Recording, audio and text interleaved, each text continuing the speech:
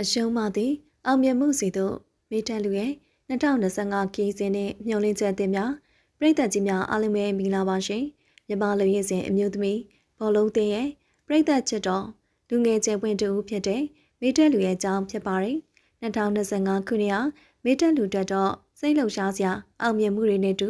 ရင်နာစရာအရှုံးတွေရောပြည့်နေတဲ့နှစ်တစ်နှစ်ဖြစ်ခဲ့ပါတယ်အခု2026ခုနှစ်ကိုကူးပြောင်းချိန်မှာတော့သူမဟာသူမရဲ့အရှုံးတွေကိုသင်ခန်းစာယူပြီးဘဝရဲ့စာမျက်နှာသစ်တစ်ခုကိုဘယ်လိုဖွင့်လှစ်လိုက်တယ်လဲဆိုတာကြည့်ရှုအောင်ပါ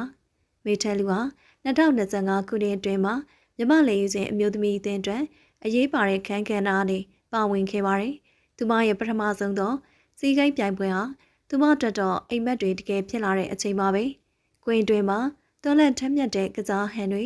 အသင်းအတွက်ရေးပါတဲ့ဂိုးတွေကိုသွင်းယူပေးနိုင်ခဲ့တာကြောင့်ပြည်သက်တွေရဲ့တကယ်နဲ့အားပေးမှုရရှိခဲ့ပါတယ်။သူမကိုယ်တိုင်လည်းလှပတဲ့အစာပြုတ်မှုတွေဆိုပြီးအဲ့ဒီချိန်ကခန်းစားချက်တွေကိုဖော်ပြခဲ့ပါတယ်။ဒါပေမဲ့ဘောလုံးလောကမှာအောင်မြင်မှုနဲ့အရှုံးဆိုတာတွန်တွဲနေစမြဲပါ။အုပ်စုအဆင့်မှာခြေစွမ်းပြနိုင်ခဲ့ပေမဲ့ပြီးရတဲ့အသင်းနဲ့ကစားခဲ့တဲ့အဆုံးဖြတ်ပွဲစဉ်မှာတော့ညှော်လေးမထားတဲ့ရှုံးနိမ့်မှုနဲ့ရင်ဆိုင်ခဲ့ရပါတယ်။လှပတဲ့အစာပြုတ်မှုတိုင်းဟာလှပတဲ့အဆုံးသက်တွေကိုအမြဲမဆောင်ကျဉ်နိုင်ဘူးဆိုတဲ့သူမရဲ့စကားအတိုင်းဒီရှုံးဟာသူမအတွက်တော့အလွန်ခါးသိခဲ့ပါတယ်။ပြည်သက်တွေရဲ့မျှော်လင့်ချက်ကိုမဖြည့်ဆည်းပေးနိုင်ခဲ့တဲ့ပေါ်စိတ်မကောင်းဖြစ်ခဲ့ရသလိုသူမရဲ့ပထမဆုံးစီးကိန်းခီးစဉ်ကလည်းမျက်ရည်တွေနဲ့အဆုံးသတ်ခဲ့ရပါတယ်။အခုတော့မေထန်လူဟာအဲ့ဒီရှုံးတွေကိုနောက်မှထားရခဲ့ပြီးဘဝရဲ့ကဏ္ဍသစ်တစ်ခုကိုစတင်နေပါပြီ။လက်ရှိမှာသူမဟာပညာရေးကိုဆက်လက်စီးပူးဖို့အတွက်အမေရိကန်ပြည်ထောင်စုကို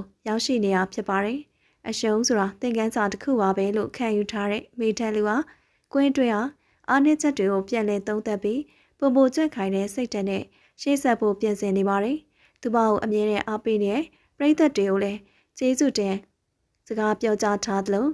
နောက်ထပ်ခွင့်ရရလာတဲ့အခါမှာအကောင်းဆုံးပြန်လာခဲ့မယ်လို့လည်းကတိပေးထားခဲ့ပါတယ်။ဟုတ်ကဲ့ပါအောင်မြင်မှုဆိုတာအမြဲတမ်းဖြောင်ပြူးနေတဲ့လမ်းတစ်ခုမဟုတ်ပါဘူး။မိထက်လူရဲ့ခီးစဉ်ကနေကျွန်တော်တို့သိလိုက်ရတာတော့အရှုံးကိုရင်ဆိုင်ရတဲ့စိတ်ဓာတ်နဲ့အမားကိုပြင်ဆင်နိုင်တဲ့တတိဟာအောင်မြင်မှုရဲ့တော့ချက်ပဲဖြစ်ပါတယ်။2026ခုနှစ်မှာမိထက်လူတယောက်ပညာရေးမှာရောအားကစားမှာပါသူမမျှော်လင့်သလိုအောင်မြင်မှုတွေပိုင်ဆိုင်နေပါစေလို့ဆုတောင်းပေးလိုက်ပါရရှင်။